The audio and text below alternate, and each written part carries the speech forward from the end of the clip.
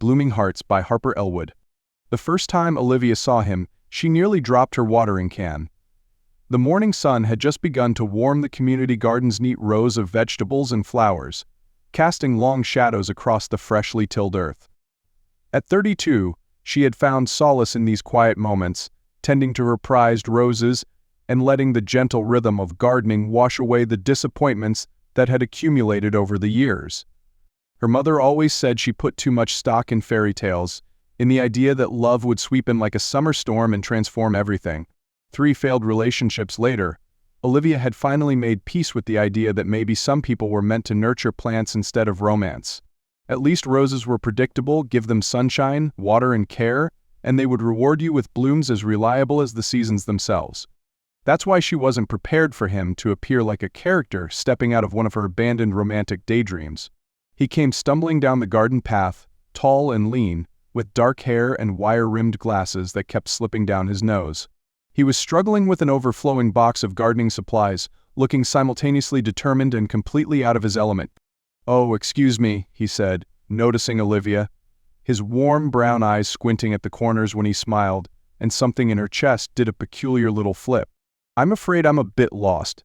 Is this plot 17? Olivia blinked, momentarily flustered by the genuine warmth in his expression.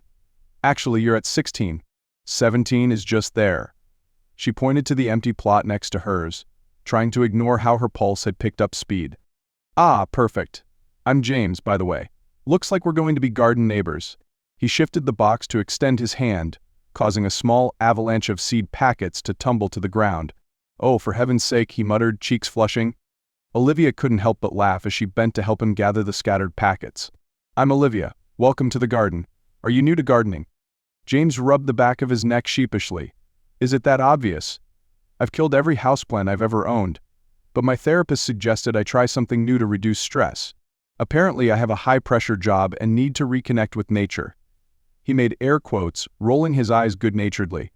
"Well, you've come to the right place," Olivia said, feeling herself warm to this endearing stranger. "Gardening can be incredibly therapeutic. And don't worry, I'd be happy to give you some pointers if you'd like." Their first real lesson happened the following weekend. James arrived wearing brand new gardening gloves and carrying a notebook, looking more like he was preparing for a business meeting than a morning in the dirt. Olivia found his earnestness charming, especially when he started taking detailed notes about soil pH and proper planting depth. "You know," she said, demonstrating how to properly space tomato seedlings, "gardening isn't an exact science. Sometimes you have to trust your instincts." "That's what scares me," James admitted, carefully mimicking her technique. "In my work, everything is precise. Code either works or it doesn't. There's no in-between." He looked up at her, pushing those perpetually sliding glasses back into place. "How do you know when you're doing it right?" Olivia considered this as she helped him pat the soil around a delicate seedling. "I suppose you don't, not really. You just do your best, pay attention, and learn to trust the process." She didn't mention how much those words applied to her own journey with relationships. Over the next few weeks, their morning gardening sessions became the highlight of Olivia's day. James was there most mornings, his initial clumsiness giving way to a genuine enthusiasm for nurturing his little plot of earth. They fell into an easy rhythm, chatting as they worked side by side, sharing gardening tips and snippets of their lives. She learned that James was a software engineer for a startup, brilliant with code but hopelessly inept when it came to anything green. He worked long hours creating programs that helped small businesses manage their operations more efficiently. "It's rewarding," he told her one morning, "but sometimes I feel like I'm losing touch with the real world, you know? Everything's ones and zeros, problems to solve." Olivia understood more than she let on. Her own job as a graphic designer often left her feeling creatively drained, her true passion for botanical illustration gathering dust like her old sketchbooks. When she finally told James about this dream she'd set aside, he listened with genuine interest, asking to see her old drawings. "These are incredible," he said, carefully turning the pages of her sketchbook. "Why did you stop?" Olivia shrugged, suddenly self-conscious. "Life, I suppose.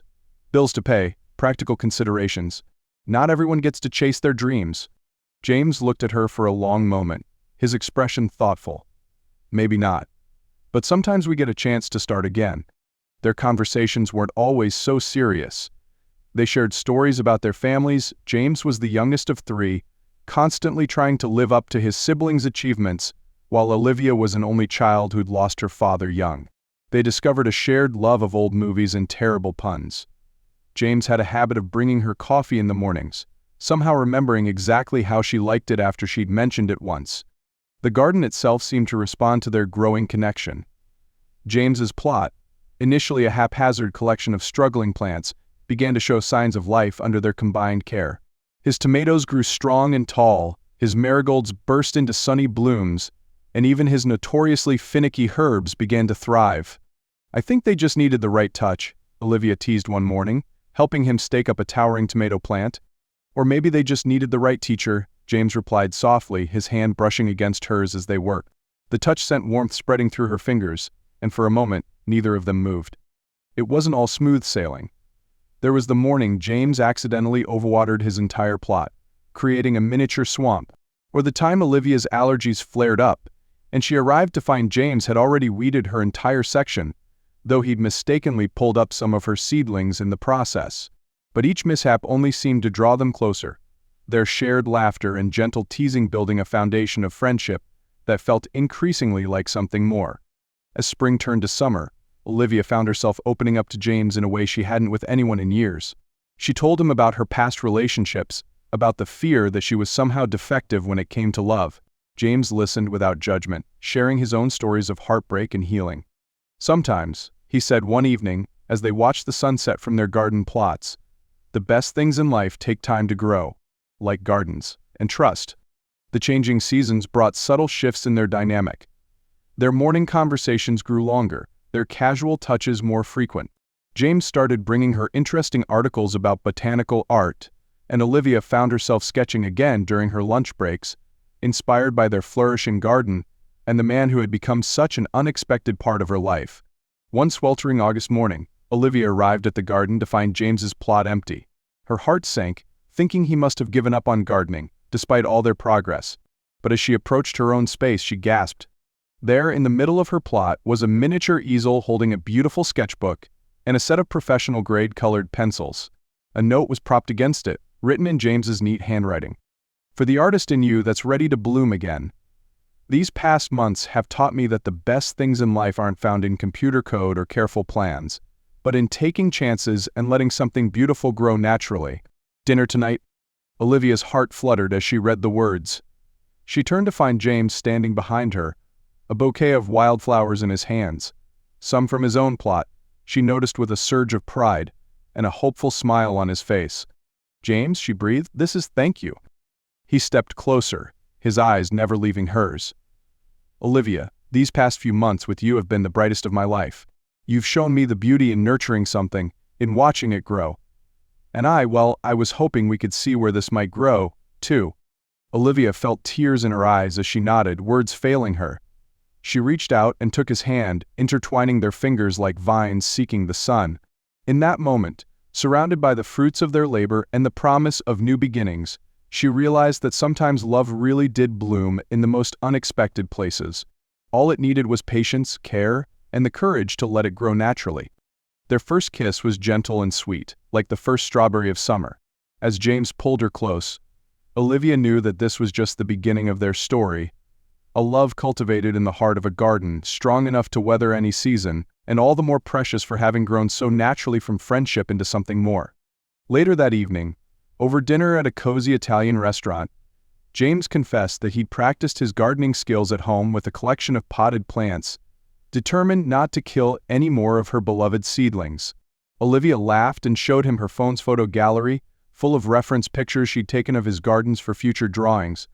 "We're quite a pair, aren't we?" James said, reaching across the table to take her hand. "Yes," Olivia replied, squeezing his fingers. "I think we are." As summer faded into autumn, their garden plots remained side by side, but their lives had become beautifully intertwined. Olivia started teaching evening botanical illustration classes at the community center, encouraged by James's unwavering support. James found himself leaving work at reasonable hours, drawn to the peace he'd discovered in both gardening and Olivia's company. Their love story, like their garden, continued to grow, not in dramatic leaps and bounds, but in the quiet, steady way of well-tended plants reaching toward the light. And that, they both agreed, was the most beautiful way to bloom.